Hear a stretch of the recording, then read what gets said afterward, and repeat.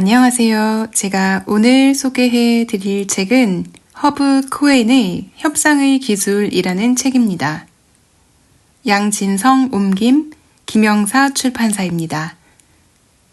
협상학 분야의 불멸의 교과서, 30개 언어로 번역 출간, 뉴욕타임스, 월스트리트 저널, 베스트셀러, 비즈니스위크 LA타임스에서도 베스트셀러였다고 하네요. 미국 대통령, 법무부, FBI, CIA 협상 자문 50년 경력의 협상의 귀재, 허브 코엔의 힘, 시간, 정보를 활용한 협상의 기본 원칙.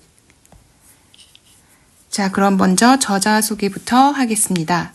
허브 코엔. 20대 초반 뉴욕대학교 로스쿨 재학 시절 보험회사 손해사정인으로 첫 경력을 시작해 사고 당사자들 간 합의를 이끌어내는데 발군의 실력을 발휘했다. 이때의 성과를 바탕으로 1963년 보험회사의 전폭적인 지원 아래 변호사와 손해사정인을 위한 협상 프로그램을 개발하고 그들에게 협상 기술을 강의하면서 협상 전문가의 길로 들어선다.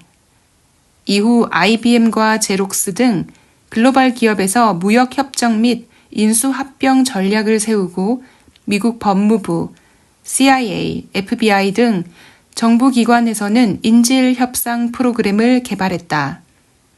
이란의 미 대사관 직원 인질 사건, 페루의 일본 대사관 점거 사건 등 전 세계의 이목이 쏠린 사건을 해결하는 데 깊숙이 관여했으며 미시간 대학교 경영대학원 교수를 지냈다.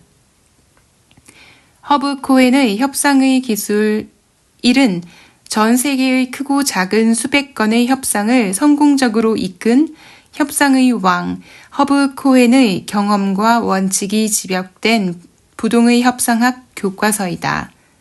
뉴욕타임스, 월스트리트 저널, 비즈니스위크, LA타임스 베스트셀러로 전 세계 30개 언어로 번역 출간되었다.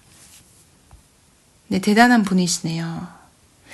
자, 그리고 책을 첫 장을 펼치면 나의 아버지 모리스 코엔의 협상 전략은 항상 받은 것보다 더 많이 주는 것이었다. 아버지는 자신의 삶을 통해 그 전략을 몸소 보여주셨다. 머릿말, 협상, 원하는 것을 얻는 기술.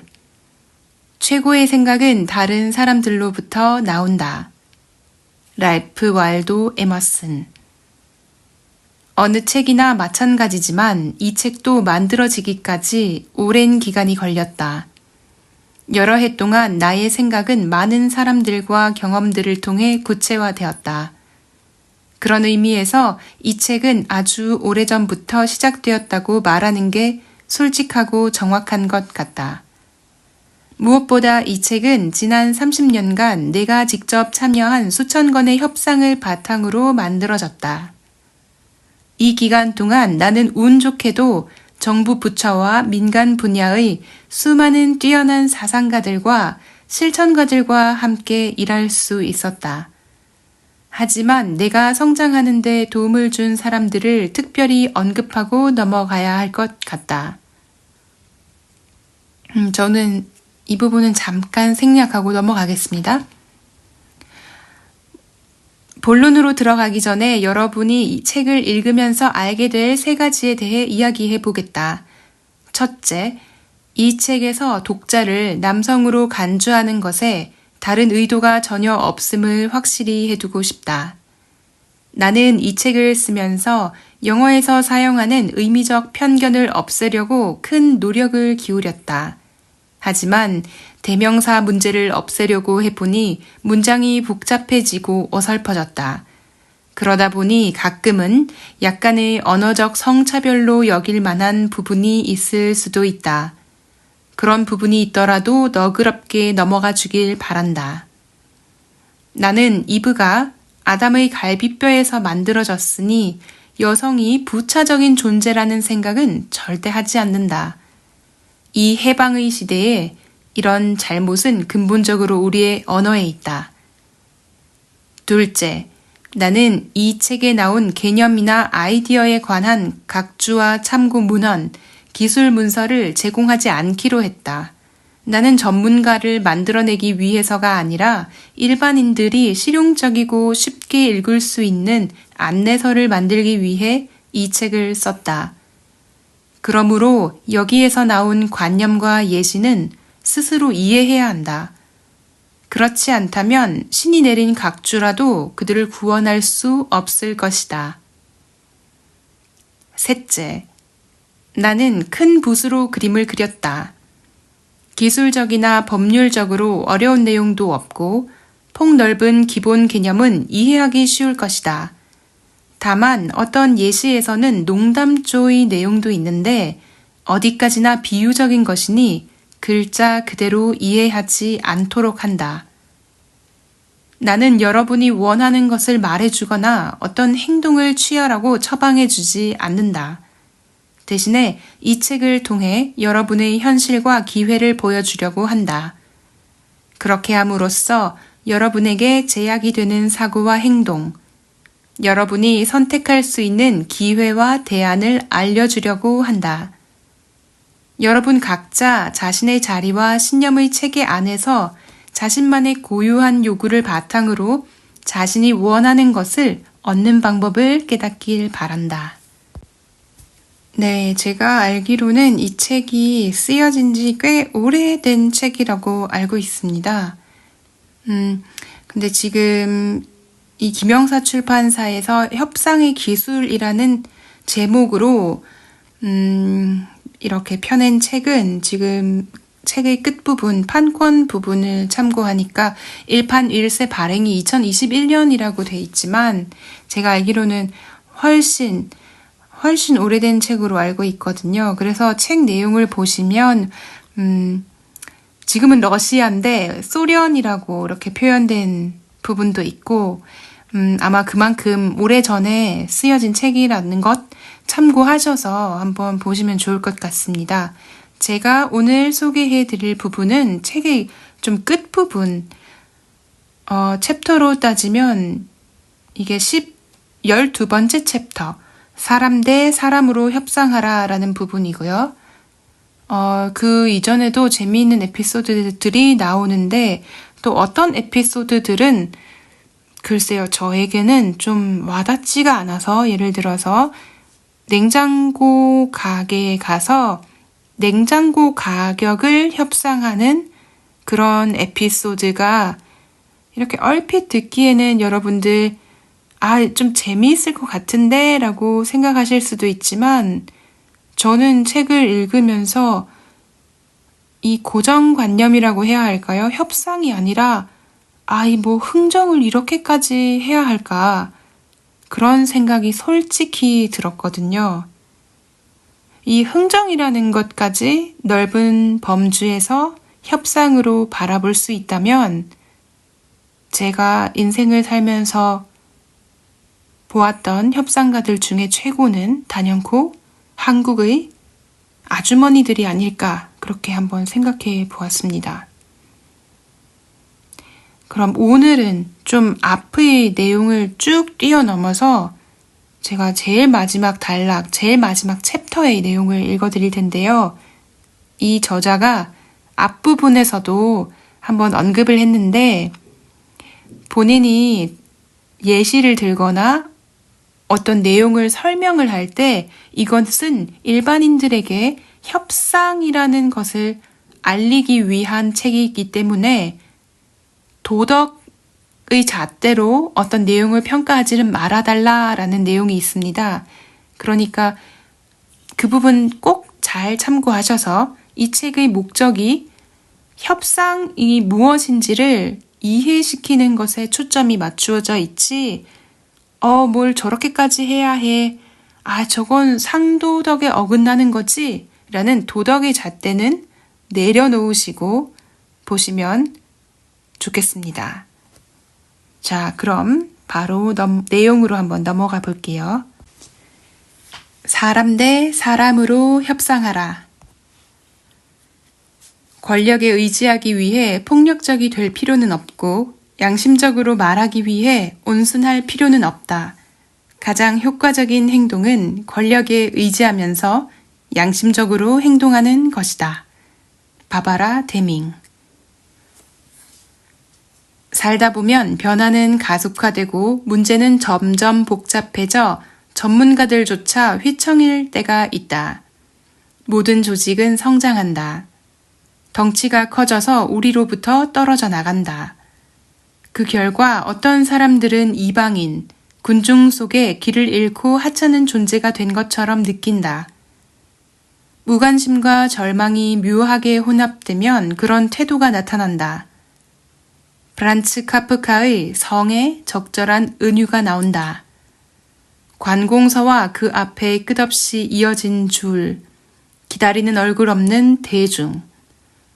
마치 우리가 비인격적인 존재가 된 것처럼 대규모 통계 자료의 극히 세부적인 부분인 것처럼 거대한 개미뚝 안의 일개미인 것처럼. 하지만 옛날부터 그랬던 것은 아니다. 대도시에서도 동네 가게에 들어갈 때 주인의 이름을 부르며 친근하게 인사하던 시절이 떠오르는 사람도 있을 것이다. 이렇게 비즈니스를 하는 방식은 현대에 장사하는 방식보다는 덜 효율적일지 몰라도 어딘지 더 만족스럽기는 했다. 당연히 옛날의 스릴 넘치는 시대로 되돌아가기를 옹호하는 말은 아니다. 다만 당신이 효과적으로 협상하려 한다면 상대 측이 당신을 통계나 물건, 상품 판매하는 물품으로 보아서는 안 된다는 뜻이다. 당신이 스스로를 독특하고 취약한 인간으로 내세운다면 당신이 원하는 것을 얻을 가능성은 더욱 커진다. 우리 자신에게 무관심하지 않으면서 우리 눈에 인간적으로 보이는 사람들에게 무관심할 수 있는 사람이 얼마나 있을까? 사실 대부분 사람은 그들의 안녕이 다른 사람들의 안녕과 관련이 있다는 것을 안다. 내 이웃을 무시하면 자기 자신에게도 상처로 남게 된다. 이론적으로는 누구도 혼자서는 살 수 없다는 사실을 알지만 우리는 일상의 압박에 직면해 상호 의존성을 잊고 지내는 경향이 있다. 그러므로 자기 자신을 인격화하여 비인격적인 통계 자료로 보이지 않도록 하는 일은 당신에게 달려있다. 큰 숫자는 아무도 식별하지 못하지만 생생하게 살아있는 사람의 괴로움은 거의 모두가 가엾게 여긴다. 이 사실은 미국 독립혁명 직전 독립혁명 지도자 세뮤얼 애덤스의 유명한 논평에 잘 함축되어 있다. 전해지는 이야기에 의하면 애덤스는 보스턴 학살을 계획하던 중 이런 이야기를 했다고 한다. 사상자가 서너 명보다 적게 나오면 안 된다. 그래야 그들이 이 혁명의 순교자가 될 것이다. 하지만 사상자가 20명이 넘어서도 안 된다. 그 수치를 넘으면 우리는 순교자가 아닌 처리해야 할 쓰레기로 여겨질 것이다. 애덤스의 냉담한 언사와 윤리적 영향력은 차치하고 그의 이론은 옳았다. 이 사건의 영향력을 극대화하려면 사람들이 관련자들과 그 상황을 구체적으로 식별할 수 있어야 한다. 제2차 세계대전이 끝난 후 우리는 인간에게 자행된 학살의 통계 수치를 알게 되었다. 나치가 자행한 절대 악과 거기에 침묵하고 수동적으로 동조한 공범들의 수는 실로 헤아릴 수 없을 정도였다. 평범한 사람들에게 그 수치는 도저히 이해가 가지 않는 수준이었다. 다른 무엇보다 그 끔찍했던 공포를 이해하는 데 도움을 준 것은 어느 10대 유대인 소녀가 쓴 글이었다. 나치를 피해 숨어 지내는 동안 그 소녀는 자신의 경험을 생생하고 섬세하게 기록했다. 그녀의 글에는 순수와 낙천주의, 휴머니즘이 담겨 있었고 사람들의 감정을 자극했다. 그 글은 안네 프랑크의 일기로 1947년에 출간되었고 연극과 영화로도 만들어져 전 세계에 알려졌다. 그런 이유로 협상가로서 영향력을 극대화하려면 상대하는 사람에 상관없이 당신 자신과 당신이 얽힌 상황을 개인화해야 한다. 그렇다면 자기 자신을 어떻게 개인화할까? 상대 측이 당신을 유일하고 생생하게 살아있는 존재, 3차원 인간, 감정과 욕구를 가진 사람으로 보게 만드는 것이다. 상대가 좋아하고 신경 쓰고 적어도 상대가 해주길 바라는 무언가를 해주어야 할 것만 같은 느낌을 갖게 하는 것이다. 그렇다면 상황을 어떻게 개인화할까? 답변은 간단하다. 크건 작건 단체나 조직을 대표하려고 하지 말라. 단체의 대표로 나선 당신 자신으로 협상에 임하라. 더 자세히 이야기해 보겠다. 개인화되지 않은 기관을 계속해서 지지해주는 사람은 거의 없다. 단체는 너무 동떨어져 있고 생명력이 없어 의무감이나 우려가 생기지 않는다. 건축가가 아니고서는 벽돌이나 유리, 강철, 콘크리트 하나하나에 대해서까지 신경 쓰지 않는다. 기관은 차갑고 생명이 없다.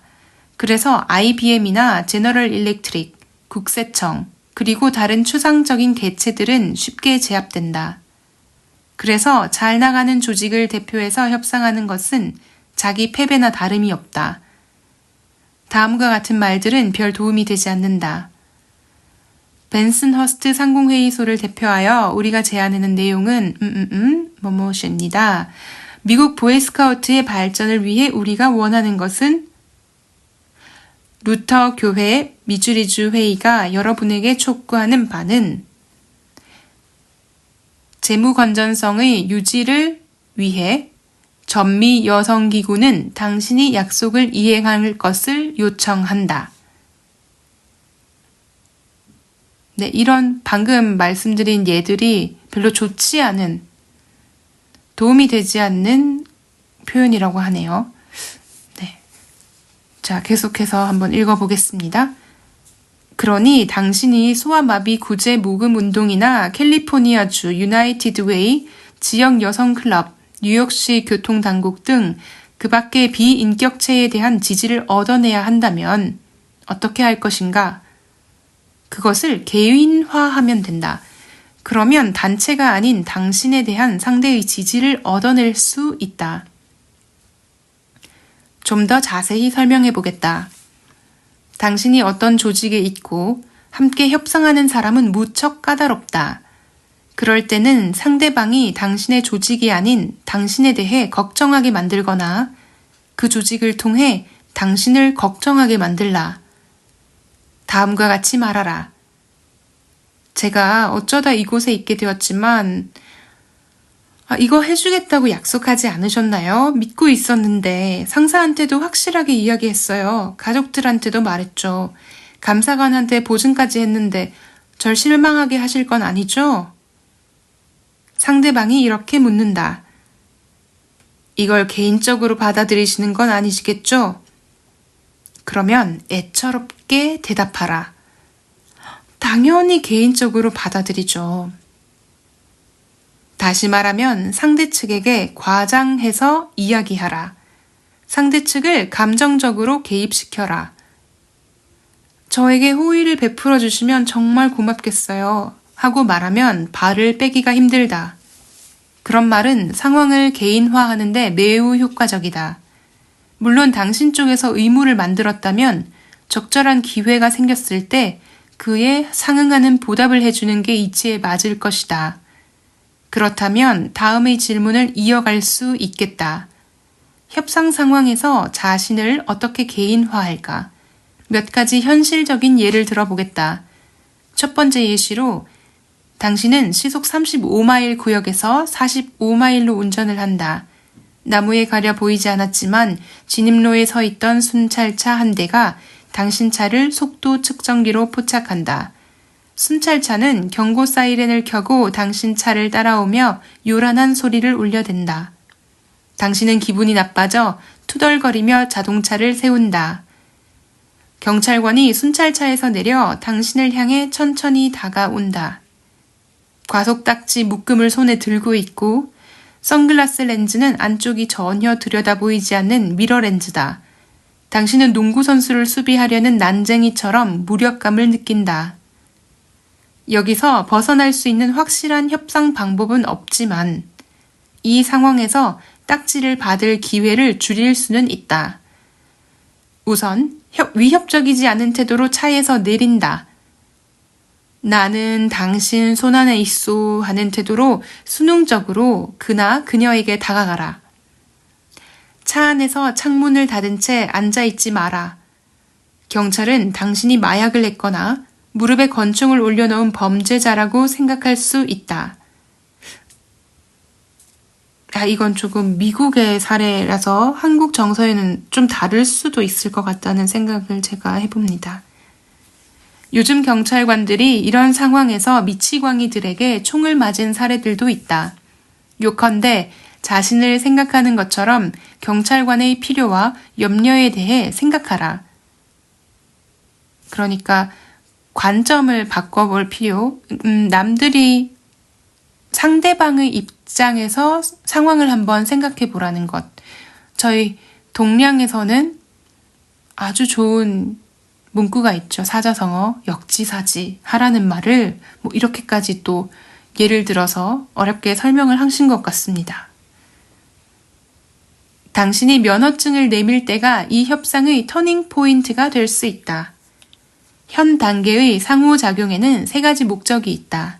첫째, 경찰관의 관심을 교통 위반 딱지에서 다른 곳으로 돌린다. 두 번째, 경찰관이 당신을 개인적인 대상으로 인식하게 한다.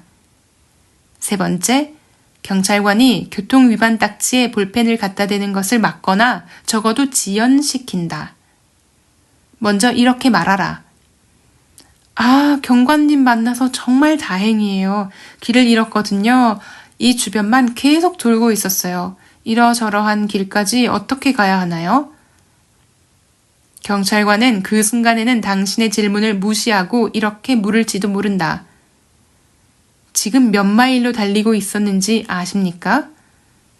당신은 이렇게 대답함으로써 앞서 했던 질문으로 다시 그를 끌어들인다. 네, 하지만 길을 잃어서 그래요. 여기가 어딘지 모르겠어요. 경찰관은 그럴 때 항상 길을 가르쳐 줄 것이다.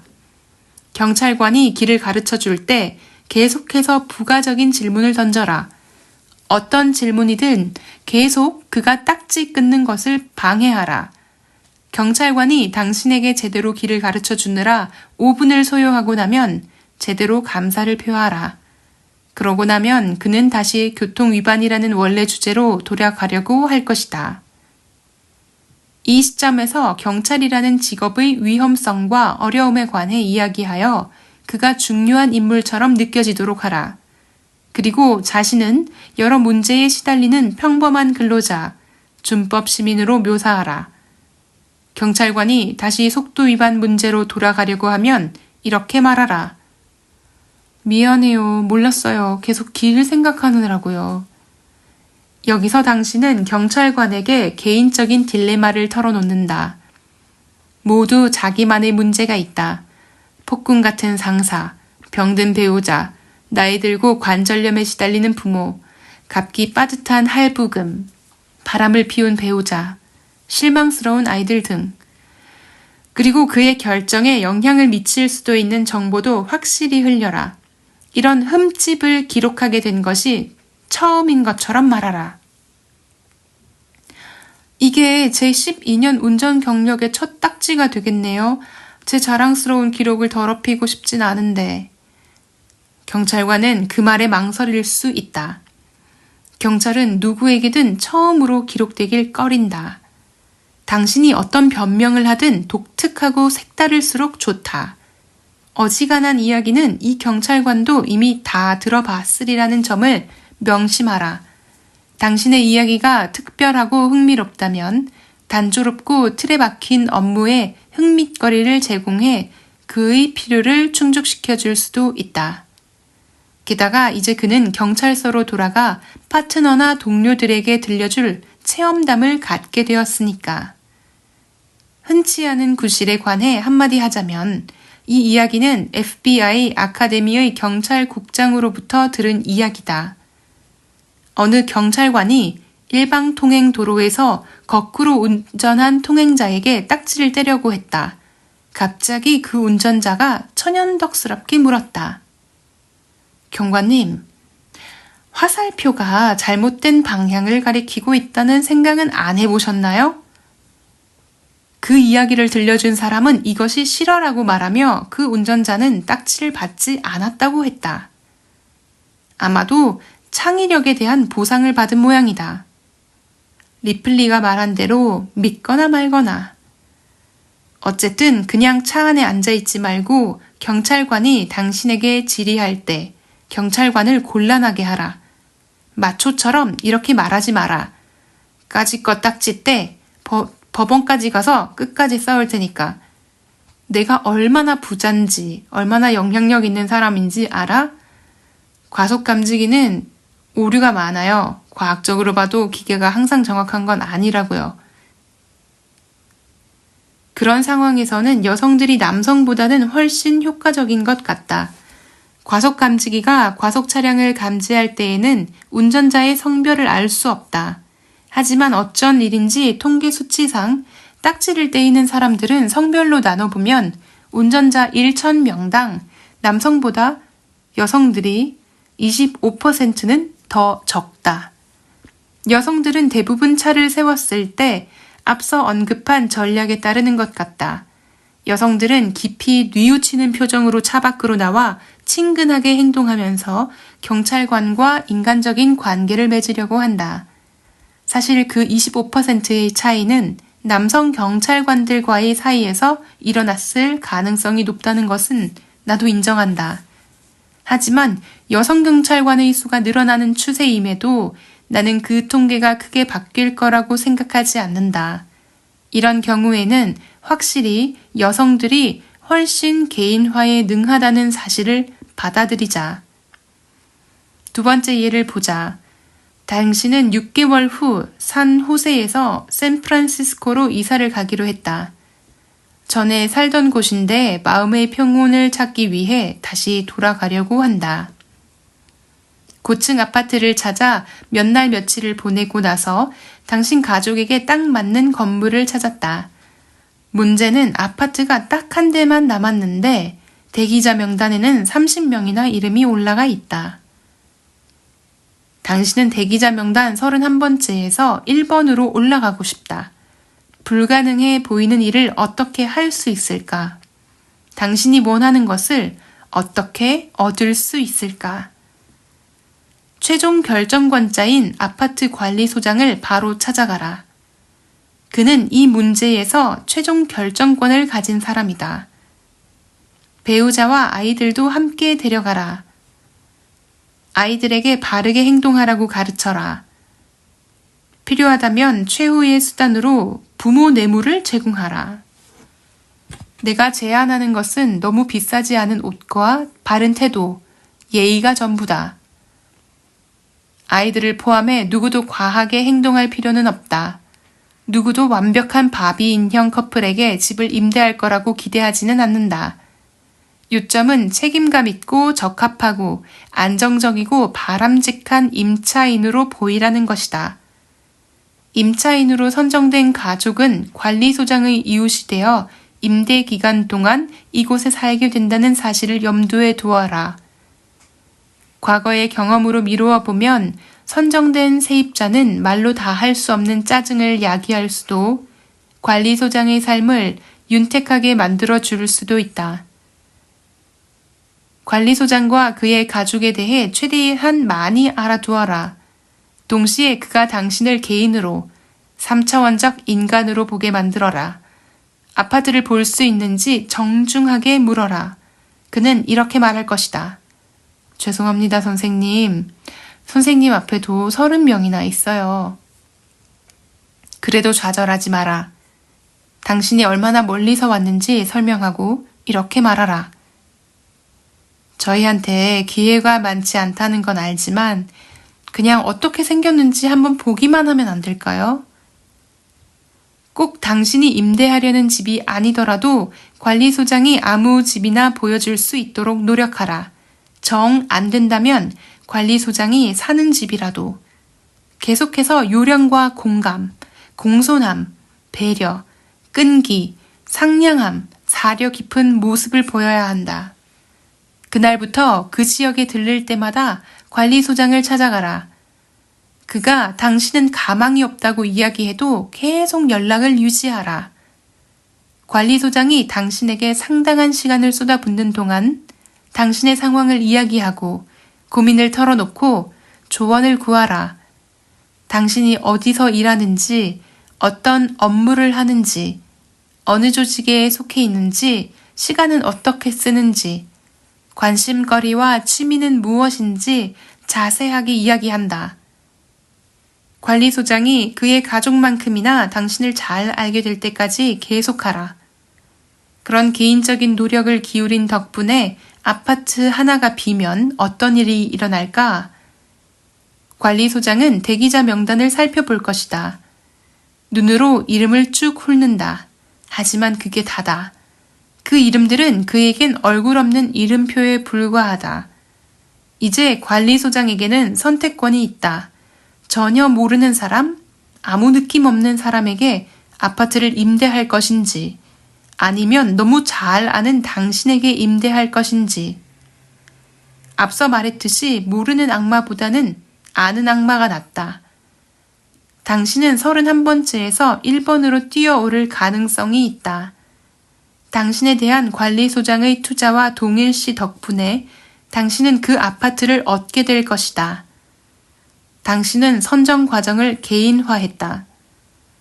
이제 3번째 예를 들려주겠다. 우리 둘째 아들, 스티브는 고등학교 마지막 학년이 시작되기 전 여름방학 때 미국 전역을 히칭하이킹하는 여행 계획을 세웠다. 아이는 말했다. 좋은 경험이 될 거예요. 돈도 옷도 많이 필요 없고요. 말할 것도 없이 부모는, 즉 우리는 이 계획에 전적으로 반대했다. 우리는 그 계획에 대해 평범한 반대 의견을 제시했다.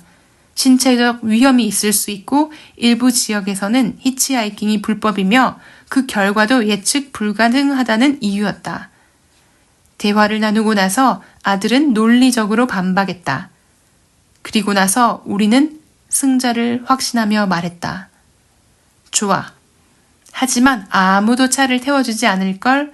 요즘 사람들은 히치하이커를 태워주지 않아. 놀랍게도 스티브는 그 문제도 생각해 두었다. 아들은 동네 주유소에서 주유통을 구입했다. 안쪽을 잘 닦아서 작은 더플백이나 여행 가방으로 개조할 생각이었다. 아들의 국토횡단 여행은 단순한 10대 소년의 치기가 아니라 계획적인 전략이 동반된 구체적인 목표였다.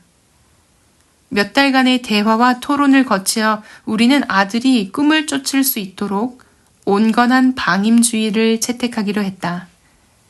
아들이 안전하게 돌아왔을 때 가장 먼저 들려준 이야기는 지나는 차를 잡기가 정말 쉬웠다는 것이었다. 스티브는 자기 앞에 멈춰선 첫 번째 자동차 운전자를 보고 앞으로 어떻게 해야 할지 패턴을 정했다고 했다. 스티븐을 태우고 몇 킬로미터를 달리다가 운전자가 말했다.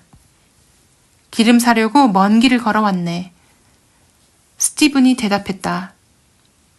아, 전 차가 없어요. 이 주유통은 제 여행 가방이에요. 이런 식으로 하면 차를 잡기가 훨씬 쉬울 거라고 생각하지 않으세요? 그러면 대부분 운전자는 깔깔거리며 웃었고 이후로 친근하고 유익한 대화를 이어갈 수 있었다고 했다. 엄지손가락을 이용해 교통수단을 확보하는 것은 위험할 수 있지만 스티븐의 경우에는 효과가 괜찮았다. 주유통을 들고 다녀 자신을 개인화했고 보통 히치하이커들과 자신을 차별화했다. 지나가던 운전자들은 스티븐을 보고 실수이기는 해도 동일시하고 도와주고 싶은 애처로운 인간으로 여겼다. 네 번째 예를 들어주겠다.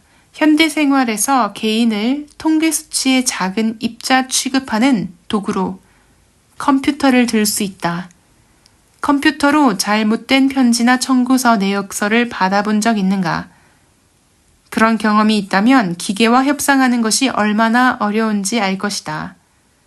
당신은 전화를 걸고 글을 쓸 수도 있지만 당신은 당신의 상대에게 항의에 귀멀고 눈멀게 프로그램되어 있다. 당신이 원하는 대로 이를 바로 잡으려면 어떻게 해야 할까? 우선 집으로 날아온 안내서부터 처리하자. 원활한 전산 처리를 위해 접거나 찍거나 훼손하지 마시오. 해결책은 간단하다. 가위나 볼펜을 가지고 카드의 구멍 한두 개를 추가로 뚫는다. 정통성의 힘을 이용하려는 그들의 명령을 즐겁게 위반하면서 창의력을 발휘해보자. 그러고 나서 카드에 바꾸기를 원하는 내용을 기록하고 우편으로 되돌려 보낸다.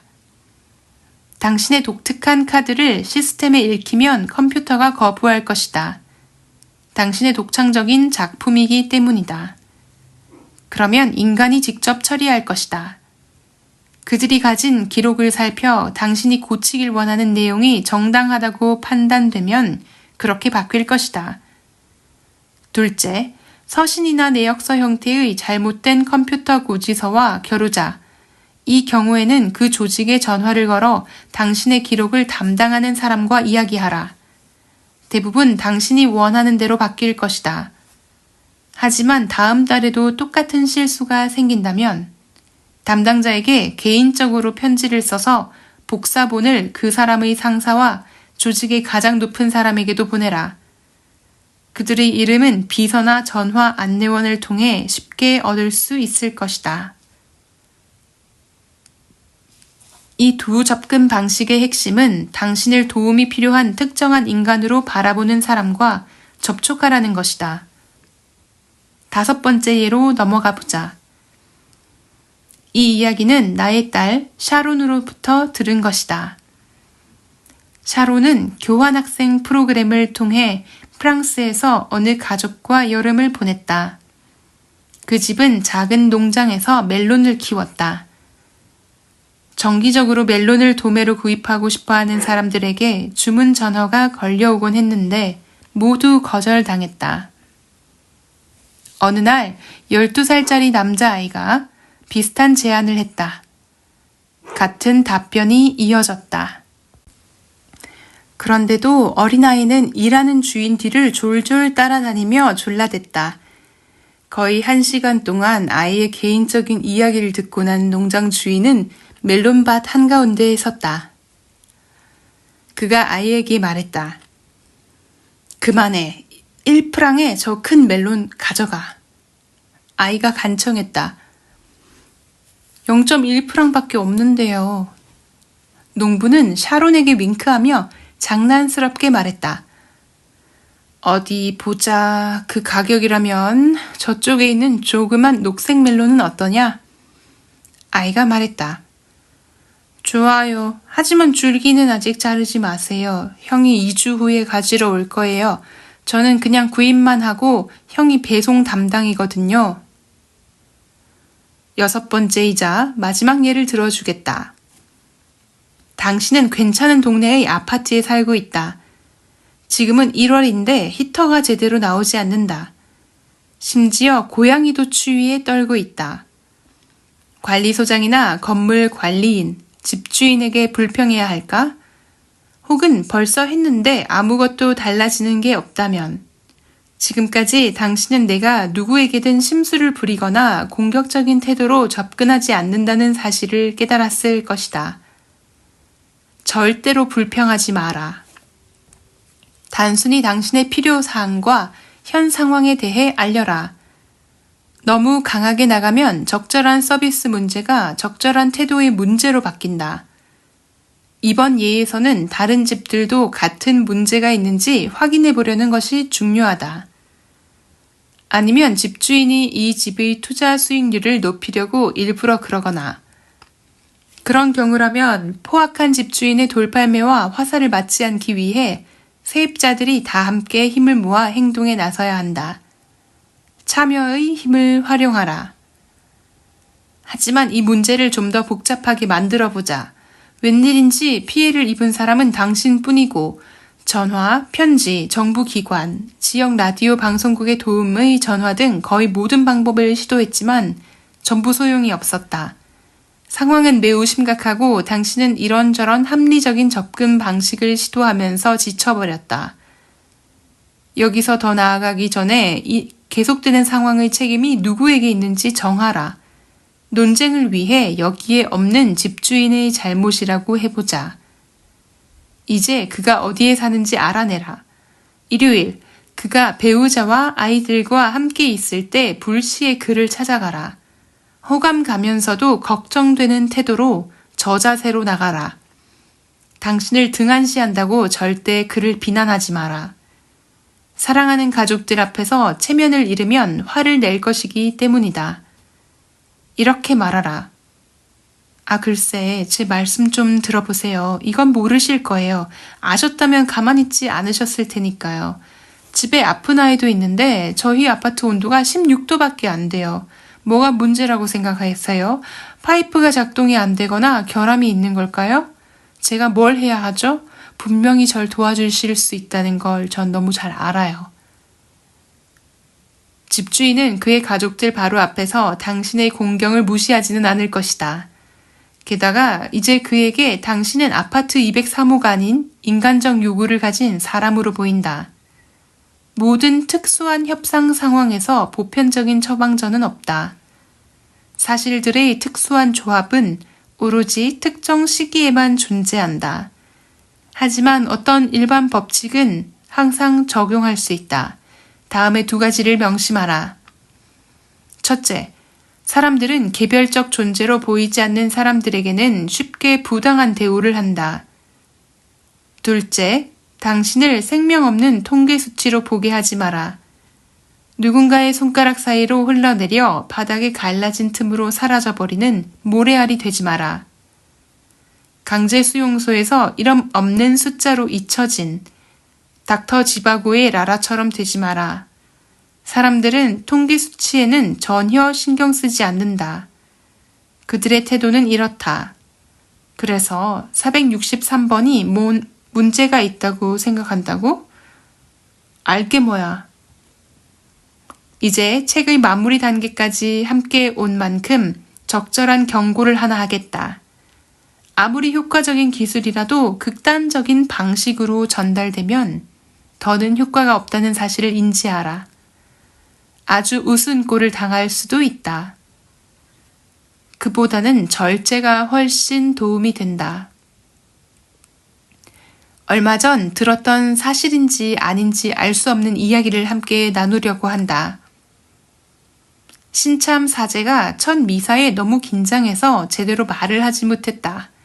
그 후 그 사제는 자신의 상사인 대주교를 찾아가 도움을 요청했다. 요청을 받고 기분이 좋아진 대주교는 젊은 사제의 어깨에 팔을 두르고 말했다. 관중을 사로잡으려면 성경을 살아 숨쉬게 만들어야 해. 신도들이 그 시대와 사건들을 현재 일어나고 있는 일처럼 받아들이게 하는 거야. 기억해. 예수님이 관심을 두었던 건 인간의 인간성을 구원하는 것이었지. 예수님의 임무는 인간을 다스리는 것이 아니라 속박에서 풀어주는 것이었어. 대주교는 더 가까이 붙어서 말했다. 다시 말하자면 신도들이 개인적 경험을 하게 만들어줘야 해. 그들의 언어를 써. 젊은이들이 말하는 것처럼 그대로 말해. 사제는 열렬히 고개를 끄덕였다. 대주교는 사제의 반응에 고취되어 계속 말했다. 젊은 사제의 태도에 감격한 대주교는 마지막으로 자신의 경험이 담긴 충고까지 건네고 말았다. 사제에게 더 가까이 오라고 손짓하면서 대주교가 속삭였다. 아, 그래. 물컵에 보드카나 진토닉을 좀 넣으면 긴장 푸는데 도움이 될 거야. 다음 주 일요일, 젊은 사제는 상사의 지시대로 아주 편안한 마음으로 엄청나게 많은 말들을 쏟아냈다. 하지만 대주교가 신도들 뒤편에 앉아 미친 듯이 필기하는 모습이 보였다. 미사가 끝나고 그는 현명한 조언을 더 얻기 위해 서둘러 상사에게 달려갔다. 이번 주는 어땠습니까? 대주교가 말했다. 괜찮았어. 하지만 앞으로 바로잡아야 할 게 6가지가 있어. 그러고는 젊은 사제에게 자신이 쓴 메모를 건네주었다. 메모의 내용은 다음과 같았다. 첫째, 차트 톱10이 아니라 10계명. 둘째, 떼거지가 아니라 12사도. 셋째, 다윗이 골리앗의 엉덩이를 걷어찬 게 아니라 쓰러뜨림. 네 번째, 예수 그리스도를 고 예수라고 부르지 말 것. 다섯 번째, 다음 주일 성 태피 성당에서 베드로 만들기 대회가 아니라 성 베드로 성당에서 태피 만들기 대회가 열림. 여섯 번째, 빅데디. 아, 이거 너무 심하다. 빅데디 주니어, 류령이 아니라 성부, 성자, 성령. 자, 여기서 얻을 수 있는 교훈. 말을 있는 그대로 받아들이지 마라. 그 상황에서 적합한 것을 하라. 항상 절제해서 실행하라. 네. 오늘은 제가 여기까지 소개를 해드리겠습니다. 이게 대주교와의 에피소드가 제일 재미있으셨죠? 저는 제일 재밌긴 했는데요. 마지막에 그러니까 이 대주교의 조언을 들은 젊은 사제가 개인화를 실제로 이렇게 실현을 해서 좀 자기 나름대로는 그들의 언어를 써서 젊은이들에게 아주 생생한 그 예수님의 임무를 전달하겠다라고 해서 10계명을 차트 톱 10으로 10계명을 차트 톱 10으로 표현을 했다고 하네요. 10계명을 차트 톱 10. 12사도를 떼거지. 다윗이 골리앗을 쓰러뜨린 게 아니라 엉덩이를 걷어찼다. 이런 표현을 막 하고 예수 그리스도를 고 예수라고 불렀고 그리고 성부, 성자, 성령이라는 말을 세상에 이 젊은 사람들에게 좀 알기 쉽고 재밌게만 전달하려고 빅데디, 주니어, 유령이라고 바꿔서 전달을 했다고 하는데 네. 여기서 얻을 수 있는 교훈, 말을 있는 그대로 받아들이지 말라. 그 상황에서 적합한 것을 하라. 항상 절제해서 실행하라. 와, 이것만 실행을 해도, 이것만 실행을 할 수 있는 능력을 갖추어도 저는 사회생활에는 크게 문제가 없을 거라는 그런 확신이 갑자기 마구마구 듭니다, 여러분.